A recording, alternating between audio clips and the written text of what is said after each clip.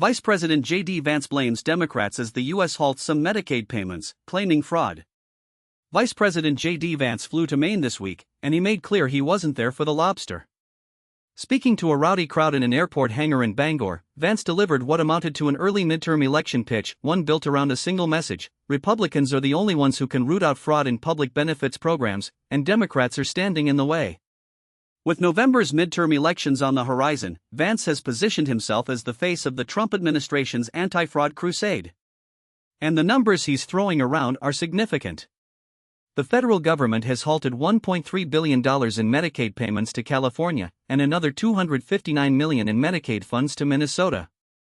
Officials have sent letters to attorneys general across the country warning that federal Medicaid funding will be cut off if states don't comply with the administration's efforts to identify waste and fraud. The backdrop to all of this matters. Americans are worried about their financial futures, and the cost of the ongoing U.S. war in Iran is ballooning. Vance is essentially arguing that the answer to those anxieties is tighter scrutiny of who's receiving public benefits, not more spending.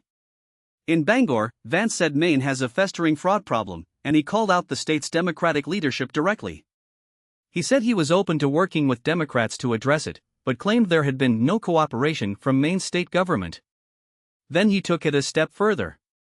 Maine Democrats, elected Democrats, seem to really like fraudsters, Vance told the crowd. Maine's Democratic Governor Janet Mills pushed back hard.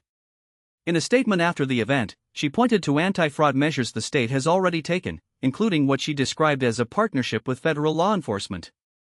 She framed Vance's visit as a political distraction, an attempt to shift attention away from the administration's endless war in Iran and what she called its failure to control crushing costs, including sky-high gas prices. Democrats more broadly have also seized on comments President Trump made earlier this week, saying economic issues were not on his mind even a little bit while the war in Iran continues. On the mechanics of the new approach, Vance explained that the federal government would no longer simply send money to states and try to identify bad spending after the fact. Instead, he said, funding will be made conditional on states actively fighting fraud from the start. He added that filters and AI programs would be used to help identify fraud and establish whether people are actually eligible for benefits.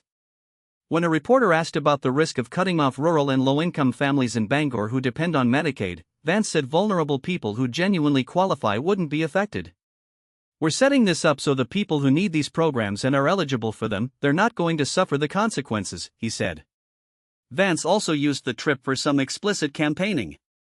He threw his support behind Paul LePage, the former Republican governor of Maine who is now running for a House seat in the state's 2nd congressional district. Vance called LePage the biggest threat to fraudsters that ever existed in the state of Maine. He also weighed in, carefully, on the Senate race. Maine's current Republican Senator Susan Collins is in a tough fight against a progressive Democratic challenger named Graham Plattner. Collins has sought restrictions on the president's ability to carry out the war in Iran indefinitely, a position that has drawn attacks from Trump himself. Vance's endorsement of her was, let's say, measured. Sometimes I get frustrated with Susan Collins, he said, before adding, but the thing I love about Susan is she is independent, because Maine is an independent state. So the lines are being drawn early. The Trump administration is using Medicaid fraud as both a policy lever and a political weapon heading into the midterms, and if Vance's Maine stop is any indication, that campaign is already well underway. That's the story. I'm handing it back to you.